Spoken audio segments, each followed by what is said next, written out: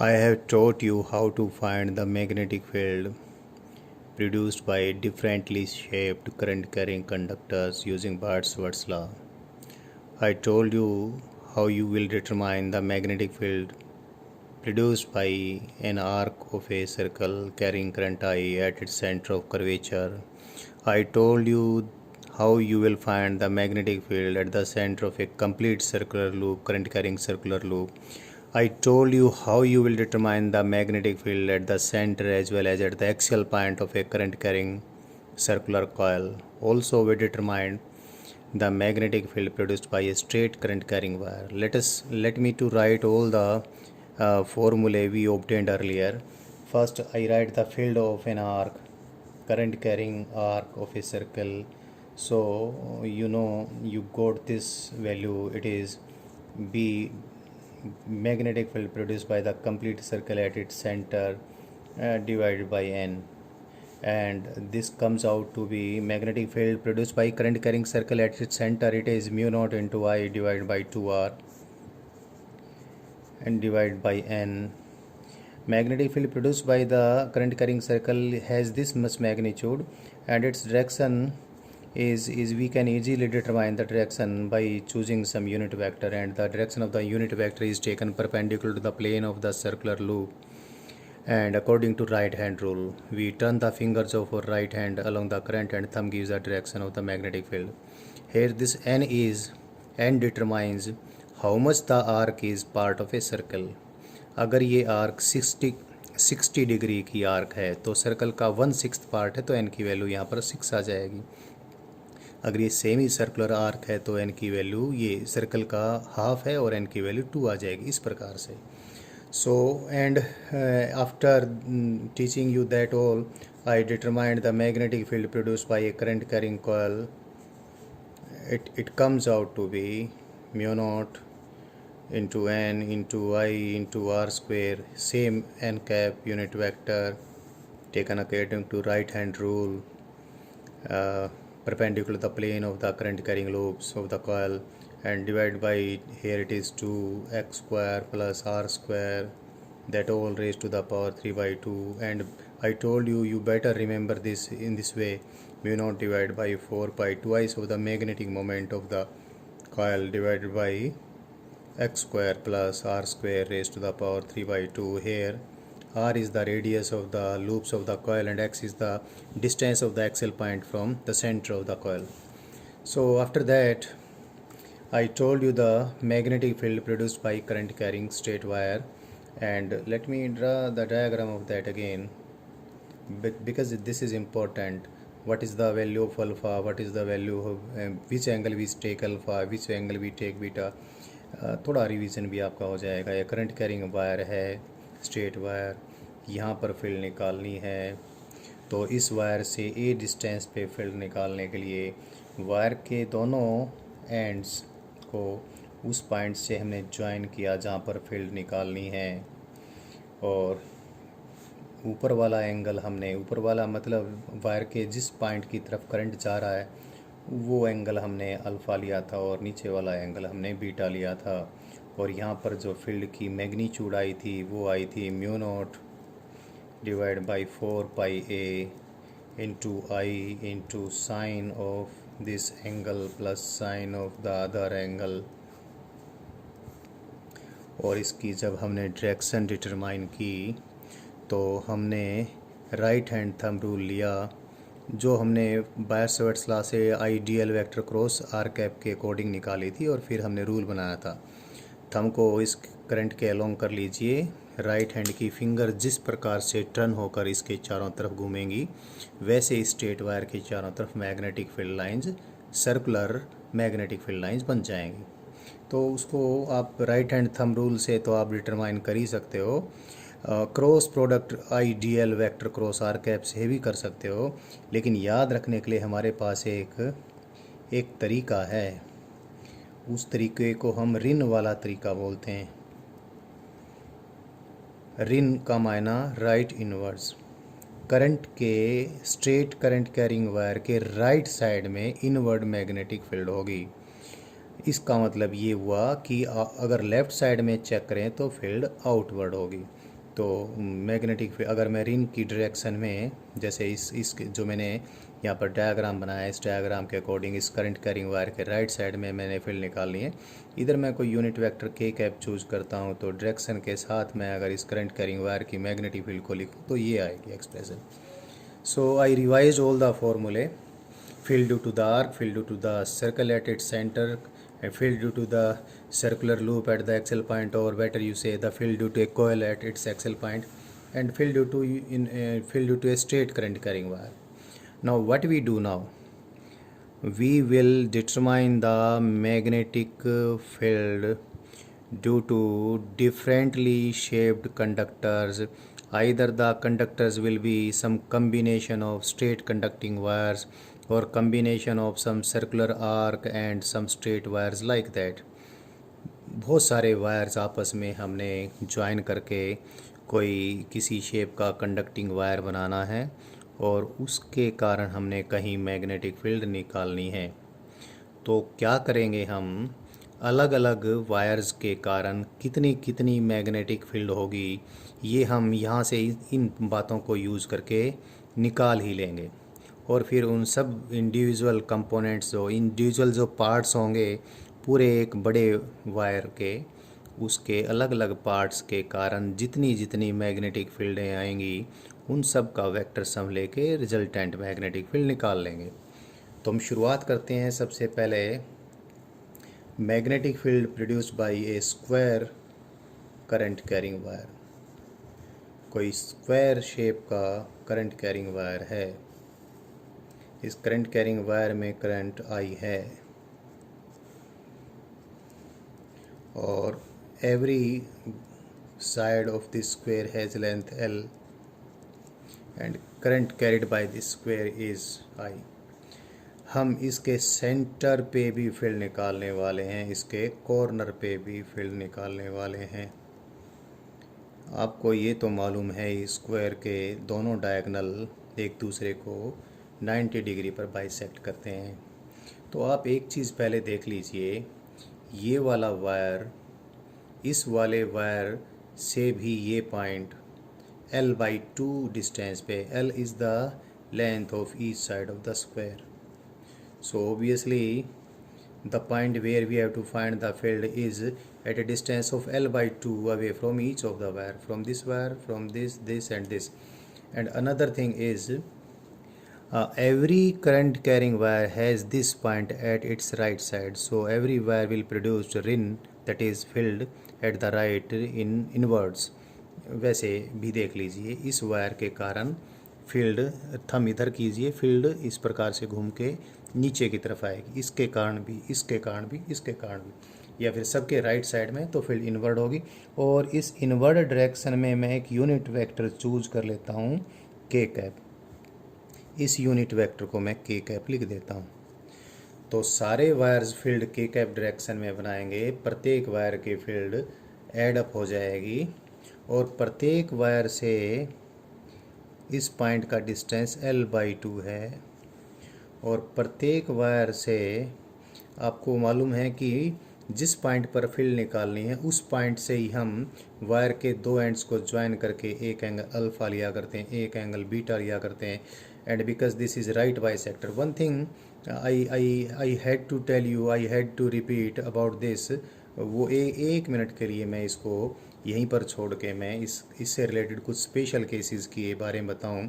अगर right bisector पे field निकालनी है वायर के, तो अल्फ़ा और बीटा दोनों बराबर हो जाते हैं और साइन अल्फ़ा और साइन बीटा 2 साइन अल्फ़ा हो जाएगा और ये μ0 into I divide by 2πa sine alpha के कैप। तो राइट बाइसेक्टर के ऊपर स्ट्रेट वायर इतनी फील्ड बनाता है, राइट बाइसेक्टर।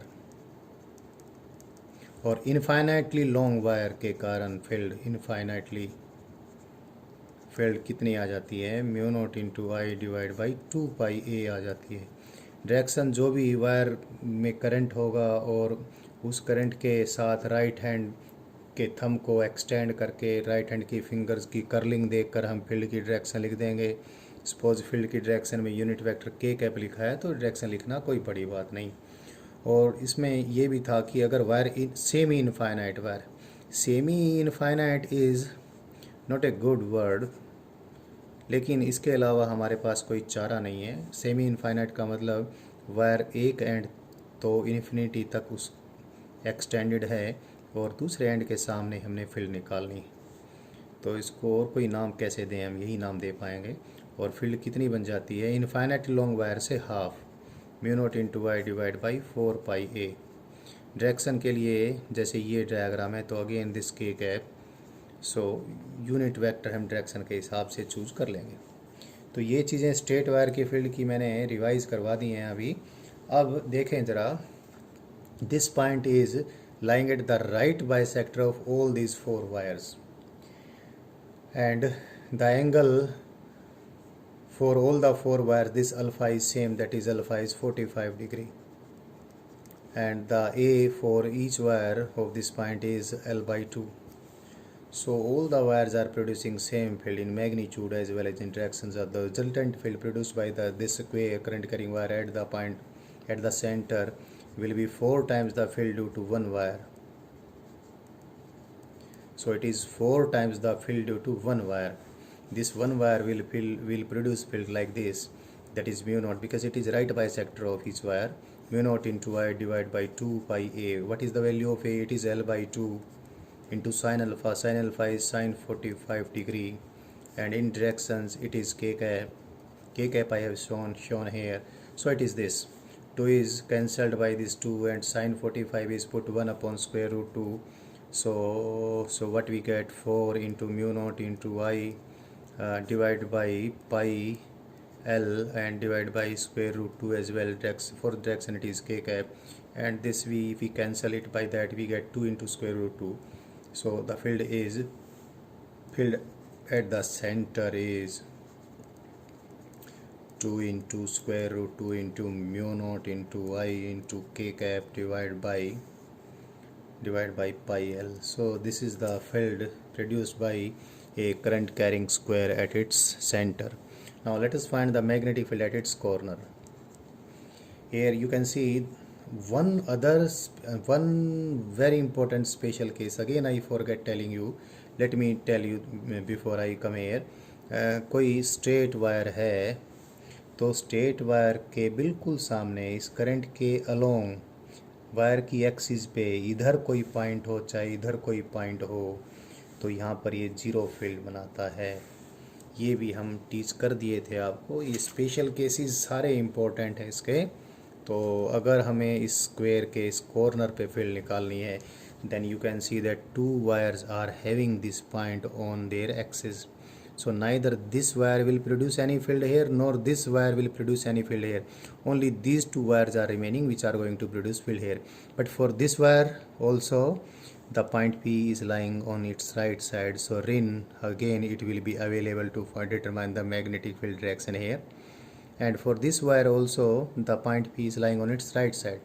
तो ये दोनों वायर्स यहाँ पर फील्ड इनवर्ट बनाएंगे, चाहे थंब के हिसाब से आप करके देख लीजिए। और ये डायरेक्शन में के कैप ले लेता हूँ, और इस वायर से भी ये एल दूरी पर है और इस वायर से भी ये एल दूरी पर है। और फील्ड पॉइंट जहाँ पर फील्ड निकालनी उस पॉइंट से वायर के एक एंड को मिलाऊँ तो अल्फ़ा की वैल्यू 0, दूसरे एंड को मिलाऊँ तो बीटा की वैल्यू 45 डिग्री। अब इस वायर के कारण फील्ड निकालूँगा, वायर के इस एंड को यहाँ से मिलाऊँ तो बीटा की वैल्यू 0 डिग्री, और इस एंड को यहाँ से मिलाऊँ तो अल्फ़ा की वैल्यू 45 डिग्री। तो साइन अल्फ़ा प्लस बीटा अगर हम देखें तो एक वायर में तो अल्फ़ा 0 है और दूसरे वायर में बीटा 0 है। लेकिन पहले में जिसमें अल्फ़ा 0 है बीटा 45 डिग्री है, दूसरे में जिसमें बीटा 0 है अल्फ़ा 45 डिग्री है। So both the wires are going to produce same field in magnitude as well as in direction. So the field at point P is equal to twice of the field produce by one wire. या और एक wire यहाँ पर कितनी field produce करेगा, mu naught into I into direction के cap sine alpha that is sine 0 plus sine beta that is sine 45, जैसे मैंने इस वायर के कारण ले ली तो अल्फ़ा तो 0 है, बीटा 45 डिग्री है, divide by 2 not 2 that is 4 पाई। 2 तो नीचे तब आता है जब राइट बाई सेक्टर पे हो। 4 पाई, then here A is L in this case. So this is the field produced by this current carrying square at its corner. थोड़ा सिंप्लीफाई कर लेते हैं इसको। ये 2 से मैं 4 काट दूंगा, mu naught into I divide by 2 pi L, and that is sine 45 is 1 upon square root 2। Direction तो ये के कैप है ही है। So is current in this way we determined the magnetic field produced by this current carrying square at its center and at its corner. Let us do the same type of thing once more. Let us find the magnetic field produced by a current carrying rectangle as well. कोई current carrying rectangle है, rectangular shape का कोई loop है। One other thing I must tell you, let me show the diagram. you see, had it been a circle, current carrying circle, carrying current in the same sense, that is, if you see it from here, you will say that the current is clockwise. You turn the fingers of your right hand in the direction of this circulating current, and you use the thumb rule, and the field is inward. Now we have seen the direction of the field at the center of the square as well.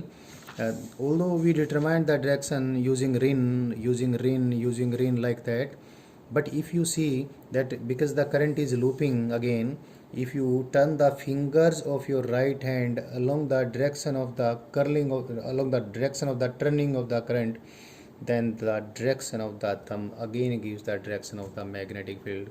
So whatever be the shape of the loop, be it square, be it circle, if you want to find the direction of the magnetic field at some point inside the loop, you do a very simple exercise. You turn the fingers of your right hand along the direction of the turning of the current, then your thumb will tell you the direction of the magnetic field produced by that looping current. So that was left, this came to my mind when I started teaching you this one, so please remember that. Now let us find the magnetic field produced by this current carrying rectangular wire. A current carrying rectangle, better I should say. The wire is the current carrying wire is in the form of a rectangle, and it carries current I. We have to find the field at the center of the rectangle and one of its corners. Corners पे आप खुद निकाल लेना, centre पे भी आप खुद ही निकाल सकते हैं जैसे स्क्वायर का किया था, बस ये मैं करवा देता हूँ। ऐसा करते हैं हम, इस रेक्टेंगल की ये जो विड्थ है इसको मैं b बोल देता हूँ, और इस रेक्टेंगल की लेंथ को मैं a बोल देता हूँ। करंट सपोज इसमें I है। एक बात आप बहुत आसानी से देख सकते हैं, चारों वायर्स के लिए ये पॉइंट रिन वाला है, यानी चारों करंट्स के ये राइट साइड में है। Every current will produce field inwards here, so सभी की फील्ड्स सेम डायरेक्शन में होगी, और इस डायरेक्शन को मैं के कैप ले लेता हूँ, के कैप। तो सारे के कैप डायरेक्शन में फील्ड बनाएंगे।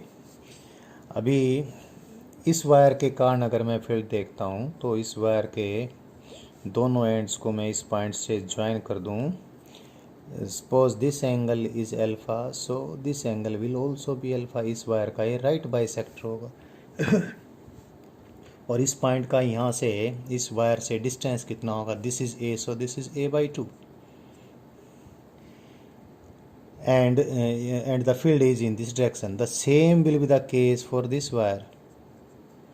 again this angle is also alpha, this angle is also alpha, so at this distance is also a by 2. So whatever field produced by this wire, the same will be produced by this wire, and the same is the case for these two parallel wires.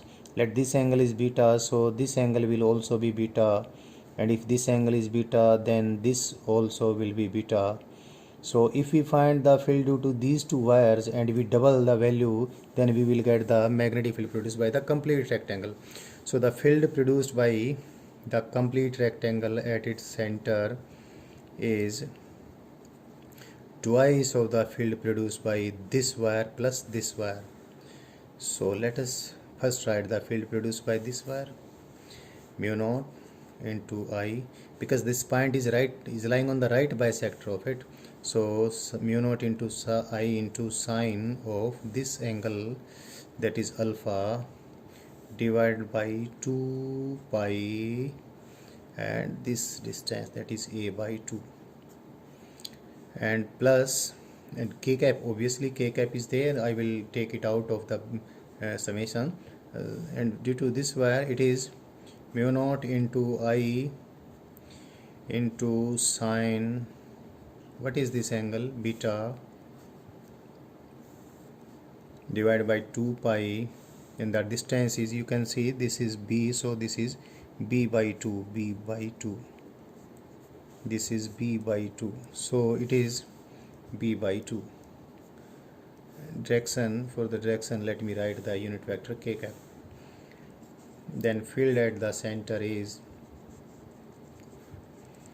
2 is cancelled by this 2 and pi is taken common, mu naught I is taken common, so this 2 will remain here, mu naught into I divided by this pi and k cap for direction. So what is remaining inside, this is sine alpha divided by a plus sine beta divided by b. Now see the value of sine alpha from this right angle triangle. So magnetic field at the center of this square is twice of mu naught into I into k cap divided by pi. Sine alpha is this much, that is the perpendicular of this right angle triangle. This right angle triangle, it is b by 2 divide by, ये तो लिख ही लेता हूँ, इसका hypotenuse कितना है, this square plus this square, that is इसका square root A square by 4 plus B square by 4. Similarly sine beta लिखूँ मैं तो साइन बीटा इस ट्रायंगल में देखेंगे, इसका परपेंडिकुलर तो कितना हो गया a बाई 2, बी ये है ही है, हाइपोटेन्यूज का भी तो सेम है, यही इसका है और यही इसका है, दोनों का, इसका भी और इसका भी. A square by 4 plus B square by 4, 1 by 2 इससे बाहर आकर इस 1 बाई 2 से कैंसिल हो जाएगा, और magnetic field at the centre of this rectangle will be 2 mu naught I k cap divided by pi, and you see here it is b divided by a square root of a square plus b square, and here it is a divided by b into square root of a square plus b square. You take the LCM ab into that, and that is a simple mathematical process. You just write it, LCM is a into b, a square plus b square, इसका square root, और अंदर क्या रह गया, B square plus A square, and that you cut it from by this and you get square root of this in the numerator. you will get 2 into mu naught into I and square root of a square plus b square, एक के कब लिख देता हूँ नहीं तो भूल ही जाता हूँ इसको, फिर pi A B. So this is the magnetic field produced by this rectangular current carrying wire at its center, and I think it's very easy, you can determine at the corner as well these two wires, then they will produce zero field. But in this case it is different from the case of square. In the case of square, this wire and this wire, they had same length and same A, they produce same field, and we determined the field due to one and double that. लेकिन इसमें आपको इसकी और इसकी दोनों की यहाँ पर फील्डें जो होंगी मैग्नीट्यूडल होंगी, क्योंकि डायरेक्शन सेम होगी, आप निकाल लेंगे। तो मैंने करंट कैरिंग स्क्वायर की मैग्नेटिक फील्ड और करंट कैरिंग रेक्टेंगल के कारण भी मैग्नेटिक फील्ड निकाल के बताइए। एक एक्सरसाइज आपके लिए मैं छोड़ता हूँ। किसी करंट कैरिंग स्क्वायर के एक्सियल पॉइंट पे कोई पॉइंट लीजिएगा और वहाँ पर मैग्नेटिक फील्ड निकालिएगा। And same thing you have to do for a rectangle as well. तो ये आप खुद कोशिश कीजिए। अभी मैं कुछ और आपको वायर्स के कम्बिनेशन दिखाता हूँ और उनकी फील्ड निकलवा के बताता हूँ। 2 मैंने अभी किए हैं, तीसरा मैं आपको अभी करवाने वाला हूँ। और अभी मैं कुछ आर्क ऑफ सर्कल ले लेता हूँ। से this is an arc of a circle and current, electric current came into the arc by straight through a straight wire. How the straight wire is, let me draw first some things. A straight wire is like this. It carries current I. Had it not turned into this arc, it would have gone toward the center of this loop, center of this arc, and the current then turned into this arc, and it comes out of the arc again in the form of a straight current carrying wire. Again, this straight current carrying wire is lying along the radius of this loop, arc, and this wire also which carried current into it, and this wire which carried current out of the loop, both are radial wires, better I should say. तो ये कुल जो हमारे पास wire बन गया, इस wire का ये जो आर्क वाला पार्ट है, इस आर्क वाले पार्ट के सेंटर ऑफ कर्वेचर पे हमने मैग्नेटिक फील्ड डिटरमाइन करनी है। Say the radius of the arc is r and say the angle of the arc is, this is the angle. Arc का भाई ये एंगल नहीं है, आर्क कितने एंगल की है, थीटा एंगल की आर्क है। तो हमें यहाँ फील्ड निकालनी है, अभी निकाल लेते हैं। पहले तो ये देखें कि ये स्ट्रेट वायर यहाँ पर कितनी फील्ड बनाएगा, 0, because the point is lying on this axis, it's the axis of the straight wire. This straight wire will also produce 0 field hair.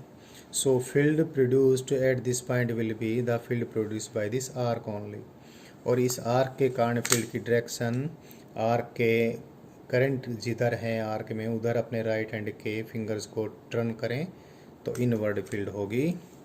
तो इनवर्ड में डायरेक्शन सपोज एन कैप ले लेता हूँ इसके लिए। एन कैप, ये direction N cap है, N cap. तो ये आर्क कितनी फील्ड बनाएगी, यहाँ पर एन कैप लिया मैंने डायरेक्शन के लिए। फिर पूरे सर्कल की फील्ड लिख दी, mu naught I divide by 2r। और फिर ये देखा ये सर्कल का कितना पार्ट है, पूरा सर्कल तो 2 पाई एंगल का होता है, और ये कितना एंगल की आर्क है, theta. So this is the field produced by this arrangement of wires. Now let us take another. We are having an infinite long straight current carrying wire, and that infinite long straight current carrying wire is turned like that. Infinite long straight current carrying wire को इस प्रकार से हमने मुड़ा दिया, और जहाँ पर हमने इसको मोड़ दिया है यहाँ पर एक सर्कल का क्वाड्रेंट बन गया है। यानी this has the straight wire has turned into an arc of a circle of 90 degree. Infinity से करंट आ रहा था और इन्फिनिटी पे ये जा रहा है। आई इसमें करंट है और बीच में जो सर्कल का आर्क बनी है उसकी रेडियस r है, और यहाँ पर हमें फील्ड निकालनी है। तो यहाँ पर फील्ड निकालें। अब इस केस में अब ये वायर के ये लेफ़्ट साइड में फील्ड अप होगी, इस वायर के भी लेफ़्ट साइड में, इस वायर नॉट वायर करंट, इस करंट के भी लेफ़्ट साइड में फील्ड अप होगी, और ये जो सर्कुलर पार्ट है उसके कारण भी अप फील्ड है। तीनों वायर्स की फील्ड आपस में ऐड होनी है। लेट मी से this direction is an cap. This wire यहाँ से यहाँ तक का सेमी इनफाइनाइट वायर यहाँ पर कितनी फील्ड पैदा करेगा, mu naught into I divide by 4 pi R. Direction N cap, ये वाला सेमी इनफाइनाइट वायर भी इतनी फील्ड पैदा करेगा, सेम डायरेक्शन में होगी, दोनों का जुड़ के दुगना हो जाएगा एक की फील्ड का। और ये सर्कल का 1/4 पार्ट है, ये कितनी फील्ड पैदा करेगा, सर्कल की जो फील्ड होती है इसका 1/4 यानी 8R। और ये तीनों फील्डें सेम डायरेक्शन में हैं, एन कैप डायरेक्शन में। So the field produced by this type of wire is this. Let us take another example. There had been an infinite long straight current carrying wire, and by the way, by some activities of someone, the wire has been twisted and a circular loop has been made in between the wire. Infinitely long current carrying wire था, किसी ने इसको बीच में पकड़ के घुमा दिया और एक सर्कल बना दिया आर रेडियस का।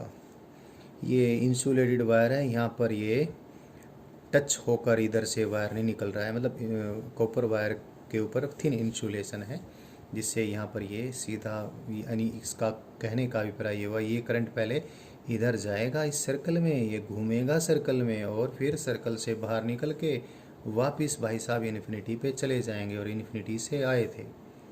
हमें यहाँ पर करंट मैग्नेटिक फील्ड निकालनी है। So you can consider this arrangement to be as if it consist of this infinite long straight current carrying wire and this circular loop, and you find the field due to both of them and add up them according to their vector addition. So this wire will produce the field up, that is left up. तो यहाँ पर ये field इधर बनाएगा ये straight wire, और ये circle भी तो फील्ड इधर ही बनाएगा, दोनों फील्ड ऐड हो जाएंगी। रिजल्टेंट फील्ड कितनी, इनफाइनाइट लॉन्ग वायर की field mu naught into I divide by 2 pi R, direction N cap, and the circle will produced mu naught into I divide by 2R, that is also N cap. So this is the field produced by this arrangement. Let us take another one. इस पे यहीं बना लेते हैं जिससे comparison भी आप आसानी से कर सकें.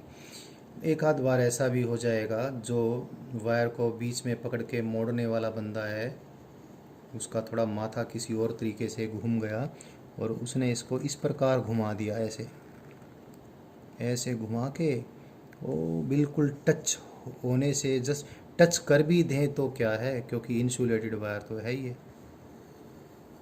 ऐसे ये इन्फिनिटी पर इस वायर को ले गया. Current is coming from infinity going to infinity, बस बीच में थोड़ा घूम गया है, बीच में सर्कुलर लूप बन गया. यहाँ पर फील्ड हम निकालनी है सर्कल के सेंटर पे. तो इस केस में थोड़ा इससे डिफरेंस ये होगा कि स्ट्रेट वायर तो फील्ड वैसे ही बनाएगा एन कैप डायरेक्शन में, लेकिन ये सर्कुलर लूप फील्ड अब बनाएगा माइनस एन कैप डायरेक्शन में. तो यहाँ पर रिजल्टेंट फील्ड होगी स्ट्रेट वायर की, तो उतनी ही infinitely long straight current carrying wire है, इतनी ही फील्ड बनेगी. बट सर्कल की फील्ड क्योंकि नेगेटिव एन कैप डायरेक्शन में बन गई, सो ये mu naught into I divide by 2R negative N cap direction में हो जाएगी. बाकी जैसा पिछले केस में था वैसा ही है, क्योंकि ये चीज़ ज़्यादा ही ये कम है, तो resultant field minus N cap direction में ही रहेगी. और ये mu naught into I divide by 2R ये जीत गई है, और minus mu naught into I divide by 2 pi R. So this is the field produce by this type of arrangement of this infinite long wire. ये दोनों साथ साथ देखकर कंपैरिजन ठीक हो जाता है हमें. अब और भी हैं ऐसे एक दो एग्जांपल्स, वो भी हम कर लेते हैं. कई बार क्या होता है, कोई यूनिफॉर्म क्रॉस सेक्शन का कंडक्टिंग वायर है, इसको फिर हम ये भी बोल सकते हैं कि uniform resistance per unit length का कोई कंडक्टिंग वायर है, और उस कंडक्टिंग वायर का लूप बनाया हमने, कोई भी numbering I do not remember कितने हमने इस प्रकार के केसेस किए हैं. So we are having a circular loop made of a wire having uniform resistance per unit length। और इस सर्कुलर लूप में करंट किसी रेडियल वायर से एंटर करता है, आई करंट एंटर करता है। और मेरे से डायग्राम थोड़ा अच्छा नहीं बना, और ये आई करंट इसमें यहाँ पर डिवाइड हो जाता है, कुछ तो जाएगा इधर और कुछ जाएगा इधर से ऊपर जाता है ये I1, इधर नीचे से आता है ये I2, और फिर ये ऐसे ही किसी रेडियल वायर में से ये करंट यूँ का यूँ बाहर निकल जाता है। I is I1 plus I2, क्योंकि I करंट ही यहाँ पर डिवाइड हुआ था, यहाँ से वापस कितना आया, I1 ही तो आ गया, और यहाँ से कितना आया, I2 ही आएगा, ऐड होकर ये चले गए। So you have to, and the radius of the circle is R, we have to find magnetic field at the center of this circle।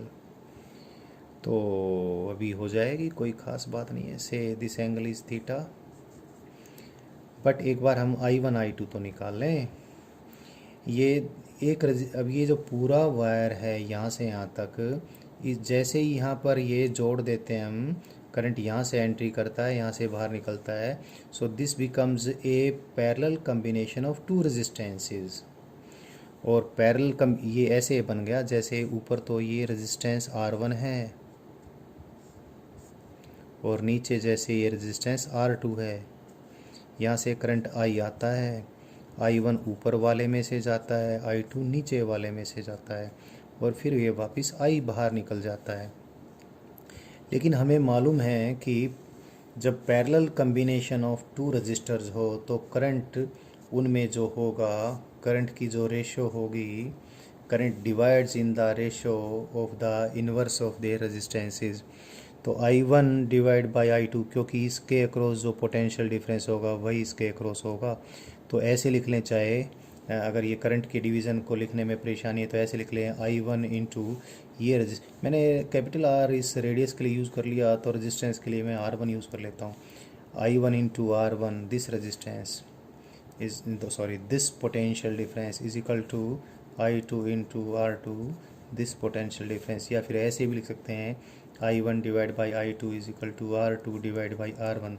Parallel combination of resistors में करंट रेजिस्टेंसेस के inverse proportion में divide होता है, चाहे voltage rule से देख लें चाहे ऐसे ही देख लें। चलो इसी को फॉलो कर लेते हैं, ये हमारे पास तो है ही है।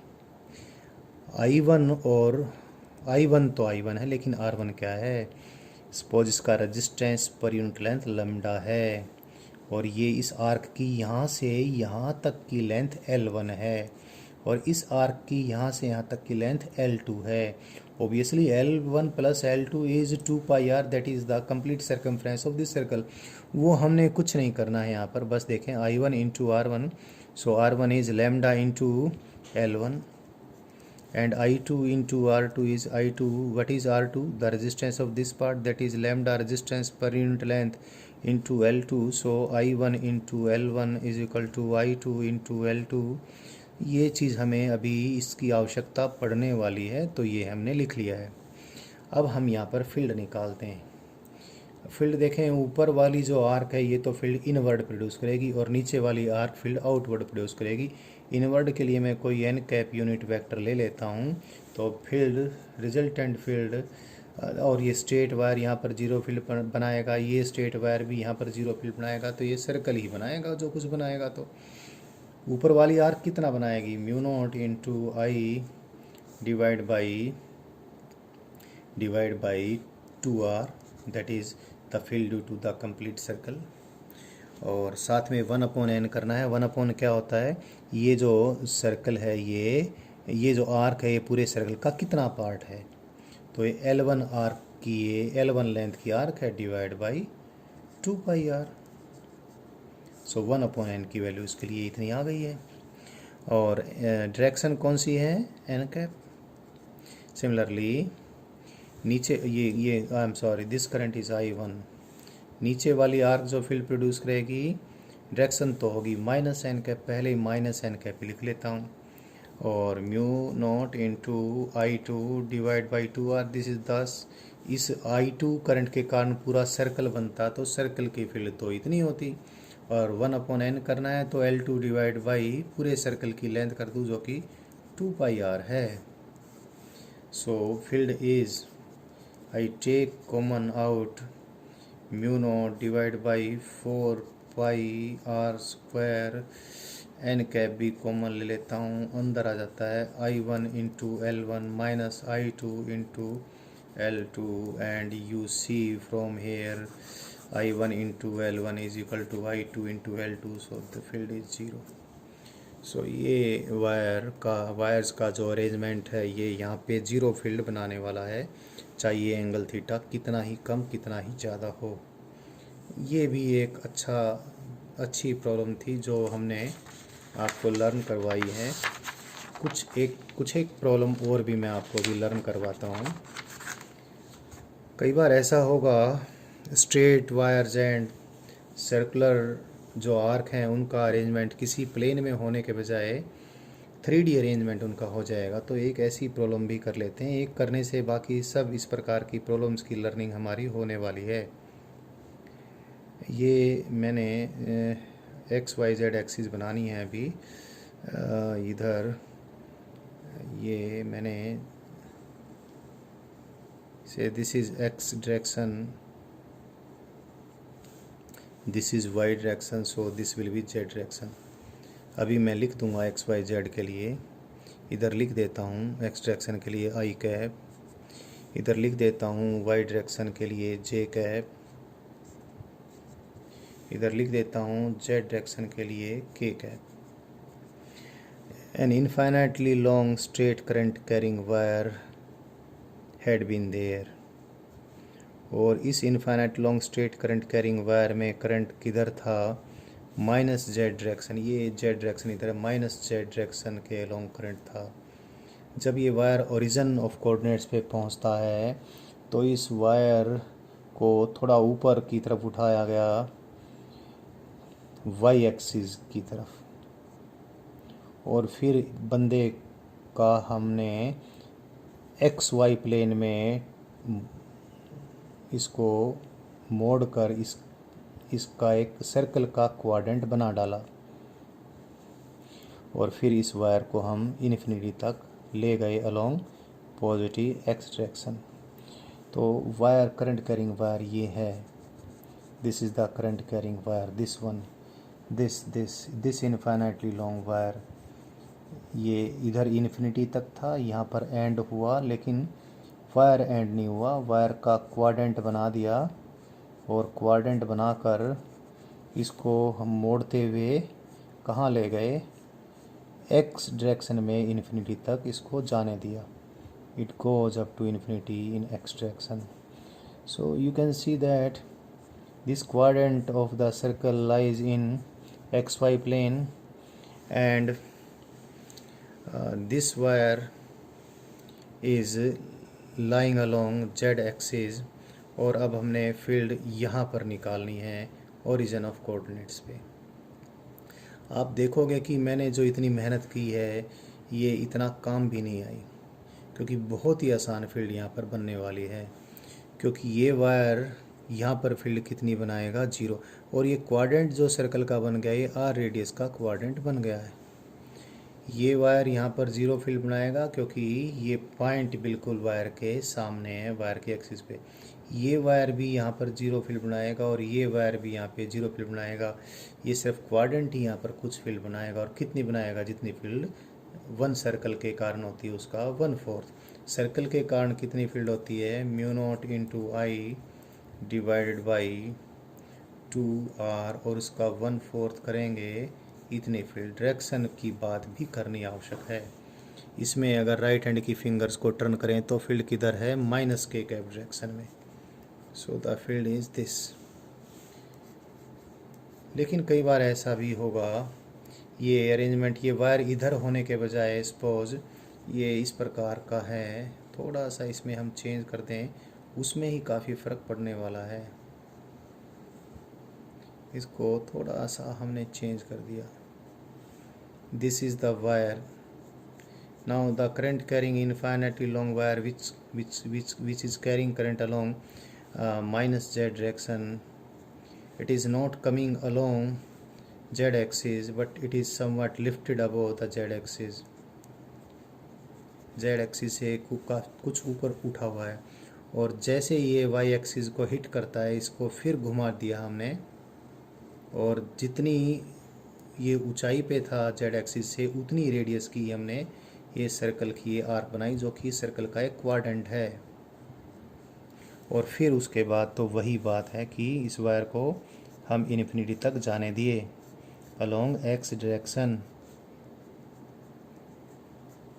ये आई कैप है, ये जे कैप है, और ये के कैप है। सो फील्ड वही जैसा ये था, ये जो आर्क है ये एक्स वाई प्लेन में है। सो यहाँ पर फील्ड आप देखें, पहले तो इस स्ट्रेट वायर के कारण मैं समझा दूँ। इस स्ट्रेट वायर के चारों तरफ इसके परपेंडिकुलर एक मैं सर्कल बना देता हूँ, क्योंकि मैं जब भी इसको समझाता हूँ बच्चे के दिमाग में कई बार ये बात डालनी कुछ मुश्किल हो जाती है, तो ये मैं इसको अलग से दिखा देता हूँ। ये स्ट्रेट करंट कैरिंग वायर है, इसमें ऐसे करंट जाने लग रहा था, लेकिन यहाँ से यहाँ पर ये पॉइंट ये ओरिजिन है। देखो ये स्ट्रेट वायर के चारों तरफ मैंने ये इतना इसके चारों तरफ मैंने आर रेडियस का सर्कल बना दिया। तो ये वायर यहाँ पर जो फील्ड बनाएगा, नंबर एक तो इस वायर की फील्ड लाइंस कैसे होंगी, राइट हैंड थंब रूल के अकॉर्डिंग देखें, इसके चारों तरफ मैग्नेटिक फील्ड लाइन जिसके कारण ऐसे होंगी। तो हमने तो कहाँ पर फील्ड निकालनी है, यहाँ पर। तो इस वायर के कारण यहाँ पर फील्ड इधर होगी, इधर। ये कौन सी डायरेक्शन है, ये यहाँ से आप देख लीजिए, and this is minus I cap direction.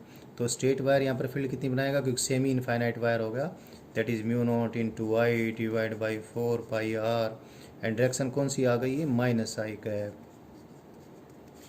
तो जैसे इस केस में तो स्ट्रेट वायर ने यहाँ पर जीरो फील्ड बनाई थी, लेकिन इस स्ट्रेट वायर ने यहाँ पर जीरो फील्ड नहीं बनाई, और ये क्वाड्रेंट तो यही फील्ड बनाएगा जो भी हमने देखी। इस क्वाड्रेंट की फील्ड की डायरेक्शन शायद मैंने यहाँ पर ऊपर ठीक नहीं लिखी है, मुझे ध्यान नहीं रहा। बोला तो मैंने ठीक था, लेकिन लिखने में गड़बड़ कर दी है, माइनस के कैप डायरेक्शन में है। I am sorry for that, ये प्रिंटिंग मिस्टेक मेरे से हो गई थी।